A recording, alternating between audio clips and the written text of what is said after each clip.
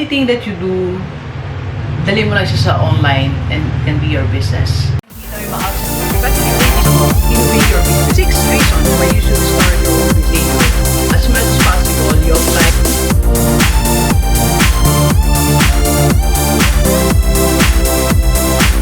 Alright, so positive day, GDverse. This is Dr. Gigi Disunga from I Can Change Project. Magandang umaga sa lahat ng GDverse natin.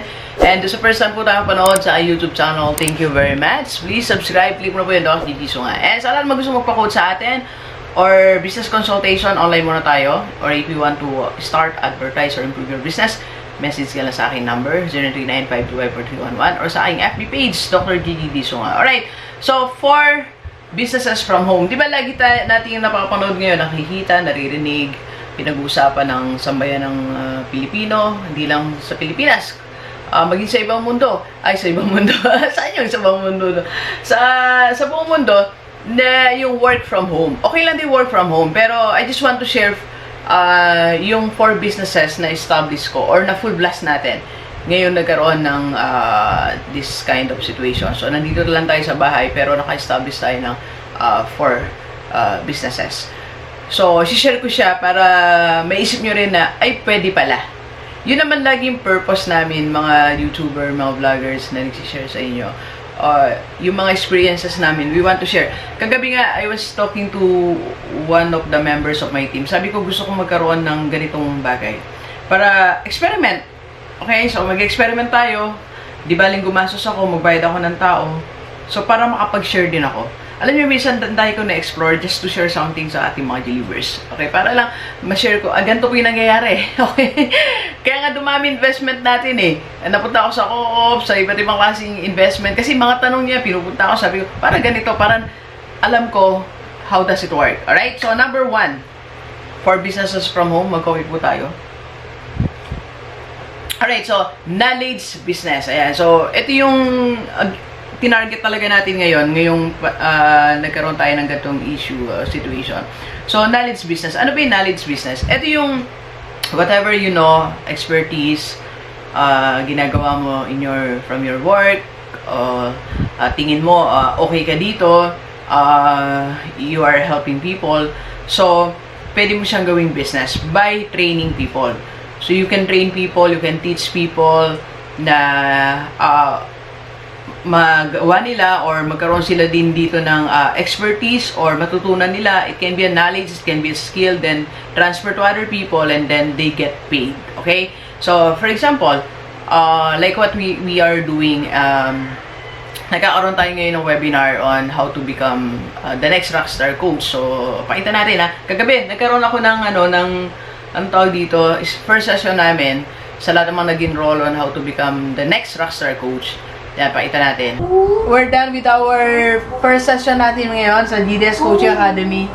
Mga estudyante ko, si Sir Robert, si Ma'am Eden, si Ma'am Jonalyn, si Ma'am MJ, si Ma'am Jennifer. Estudyante natin yan. Sila yung mga susunod na rockstar coach. So, yan ang mga estudyante ko. First batch po yan. So, open pa rin tayo kasi birth month natin ngayon eh. So, may promo tayo for only 4,700. Yan, 4,700. Hanggang June po yan. So, tumatanggap po na po tayo ng registrants for second batch. Alright? So, you can share that. For example naman, yung mga nakikita ko naman na mga mga coach din, may expert din sa kanilang field. Like, nagtuturo sila ng Facebook Ads Manager, how to become a Facebook Ads Manager. So, if you are interested, kausap ko si Ma'am Dirly Plinky, kapartner natin yan. So, marami na siyang natulungan na nagkaroon ng work. Kaya nga, Samper, minsan, like, si Sir John Orania is teaching how to write your ebook, gano'n, and other people, like Grant Cardon, Ty Lopez, Dan Lack, nagtuturo din yan. Knowledge industry din ang one of their top businesses eh. Tuturo sila on sharing the expertise on how to run a business. Tapos, yun ang sinasabi nila sa akin, sinishare nila ng iba nating kausap na minsan sinasabihan pa sila ng i-scam, gano'n, kasi they get paid, tapos nagtuturo. Eh, sabi ko, anong scam doon, di ba? So, even big people are doing that, di ba? So, kaya nga, minsan nakikita natin na Ty Lopez, scammer, Dan Lack, may mga ganun-ganun tayo nakikita ang mga comments. So, nagtuturo lang naman sila, di ba? Hindi naman sila nanguha ng pera nang walang kapalit, okay? So, But anyway, that's not our topic. Nasingit ko lang kasi isa yan sa mga grievances na mga na mga na knowledge business industry or knowledge business industry. Yan, tama. Okay? So, kasi kagaya nung minsan nakita ko post ni Sir John Orania, may nagsabi sa kanya, scammer, something like that. Okay? So, nagtuturo lang naman siya paano makasulat ng ebook. And natural, you're using his time, you're using our time, so, will we get paid? Okay? E pagyari naman nun, kung aralin mo talaga yung mga tinuturo, you can have your income. Madami na nag-testify, nag-testimony na after attending different webinar, different coaching session, nagkaroon sila ng na-motivate sila, nagkaroon sila ng other source of income, di ba? So, knowledge business. So, yan yung isa sa mga naputap natin dito sa business from home. Okay? So, I'm teaching people on how to become the next rockstar speaker, the next rockstar coach. And ngayon meron kami naka-line up na how to sell online the right way. So, meron kaming binubuong framework ni Ma'am Joyce. I'll be with Ma'am Joyce. Di-discuss namin to. The right framework for online seller. Kasi, marami ngayon online seller pero nasa tamang framework ba? Are they following the right framework? Okay? Then, soon, we'll be having another seminar for how to become a social media manager. So, I'm with Ma'am Jen, and Ma'am Sab. So, yan yung ating upcoming project. So, yan yung isa natin sa business from home, okay? So, you can do the same. If you see na, kaya ko, Doc, magturo ng ganito, pwede naman online, di ba? Teach them. Like, yung isa kong estudyante sa How to Rockstar Your Life, ngayon, magtuturo na siya ng karate, online. Diba? So, lahat naman, pwede nang online. Ang dami kasi platform na pwede natin gamitin, okay? So, kung meron kang expertise sa isang field, kung ano yung kaya mong gawin, ginagawa mo sa work, pwede mong sideline as your business. Okay? Like yung sa kausap natin, si Ma'am Myla, member ng team natin, on, baka mag-guest ko rin siya. Kasi meron siyang, nagtuturo siya on bookkeeping for small businesses. Diba? So, yun. Diba? Business, ano niya yun? Knowledge. Nagka-transfer siya ng knowledge sa other people. Yun din ang business niya. So, wala tayong makitang problema doon. Okay? Second business from home na gawa natin na pwede mo rin gawin is, and I'm providing e-commerce solution sa mga different businesses.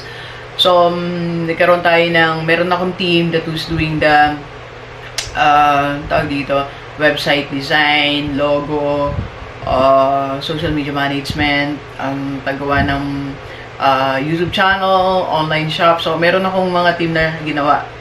So, kaya we are providing solution to different businesses. So, you can do the same.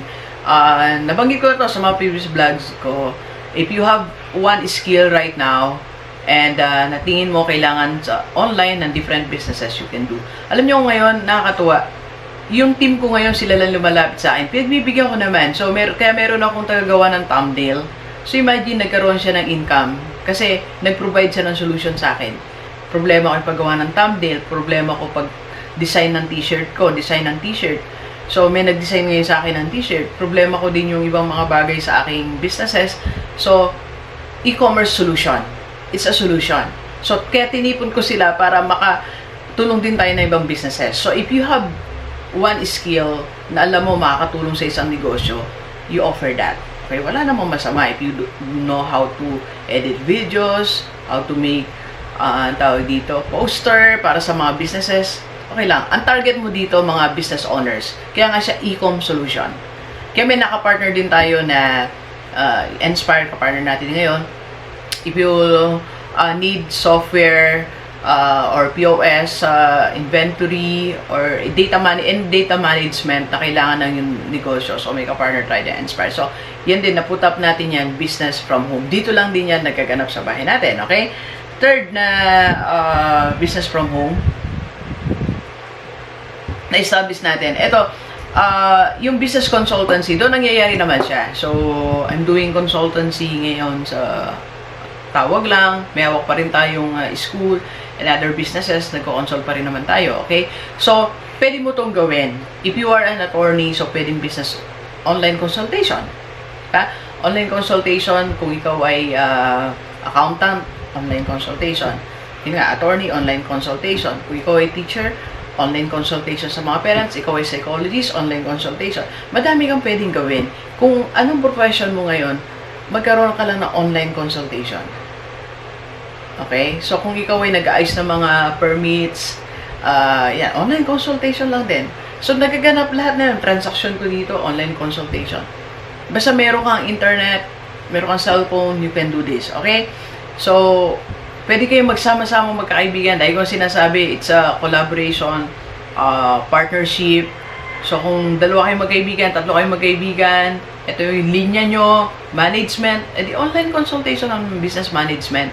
Naging expert kayo sa online selling, online consultation, how to become a good online seller. Anything that you do, dali mo lang siya sa online and can be your business. Okay? So, online consultation on whatever you can do, right? Or whatever field na meron ka.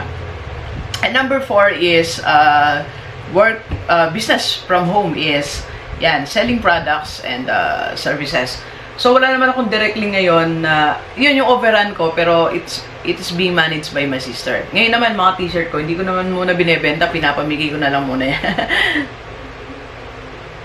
Kung paano kayo makaka-avail ng Rockstar shirt ko, punta lang kayo everyday sa aking FB Live, 11 AM sa aking FB page. Okay, pati books ko. Pinamimigay lang muna natin yan kasi birth month natin bilang pasalamat. So, namimigay talaga tayo ng marami tayong t-shirt, design, and yung aking first book, How to Embrace Transformation. Alright? Pamigay lang yan bilang pasalamat. Okay? Pero you can sell online. Ayan. Maraming online seller ngayon eh. Nakikita natin lahat. Pero, sabi ko nga, most of the online seller ngayon ay mga tawag dito, napapagod, napupuyat. So, may technique kasi yan eh. So, yan ay tuturo namin ni Ma'am Joyce on the right framework of online selling. Okay? So, may framework kasi yan na sinusunod. So, yan ang ilalatala namin sa inyo. Okay? So, pwede na kayo mag-register. Okay? So, hindi pa ito sinasabi sa FB Live ko, sa inyo pa lang. Magaganap po yan ng June 29. So, for only 470 pesos, in-announce ko na, 470 pesos lang online selling, the right framework of online selling, okay? Alright, so, ano pa? So, ganito, ano yung advantage ng pag ginawa mo itong mga to? So, sa bahay ka lang, stay ka lang, business from home. Alam nyo, ito yung one of the examples of scalable business. Lagi kong binabanggit na ang scalable business, napakaganda niyan. Una-una, hindi ka masyadong stress, okay? Malaki ang margin, profit margin mo, then hindi ka masyadong maraming naasikaso. Kasi nandiyan ka lang sa bahay, less expenses, wala kang rental ng office, wala kang maraming mga tauhan. So, meron ako dito 3, and mostly part-time lang naman yan, output based lang, wala tayong problema doon, di ba? May kukunin ka ng pambayad kasi may output naman sila. So, that's the beauty of e-com express or e-commerce business. Kaya tinawag siyang e-commerce solution. And lahat ng to, yung binanggit ko sa business from home, mga scalable business yan. Okay? So, if you want to start, Doc, paano ba ako sisimulan ko yan? So, just PM me. You can attend one of my webinars or my seminars or online consultation. Okay? Meron tayo ngayon na ginagawa e-coffee with online coffee session with the Rockstar. So, kung matagal na kitang tagahanga, marami yan eh. Delivers ka, pagkakataon na para maka-coffee mo ako online. Marami ng 20 na ang naka-online coffee session natin sa ating online nagkukwentuhan tayo. Kasi, yun nga, again, nag-promo tayo kasi birth month natin ngayon, IRAC at 47. May discounted ang rate natin for only 1,940 kasi dati 5,000 po ang ating 5,000 po yung ating rate. Okay, message lang, lahat ng yan, message lang kayo sa aking FB page. Okay, alright, so mag-delivers, maraming salamat muli sa inyo lahat, sa lahat ng mga followers natin, sumusunod, sa mga critics natin, mga nambibintang na scammer. Hindi naman ganun si Doc. Kasi this is just my way of ito yung business na nagkaroon ako ng opportunity. That's why I'm doing it. Okay?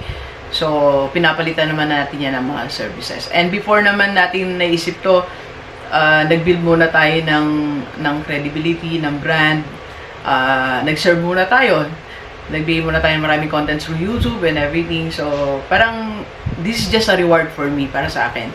Okay? Itong ganitong business. Kaya maraming salamat po sa inyo lahat. Okay? Alright, so please share this video sa lahat ng kaibigan natin, kahit OFW o dito sa Pilipinas, para sama-sama tayo mabago at tumulad ating buhay. Thank you very much. Delivers. Enjoy the rest of the day. Let's go, let's go.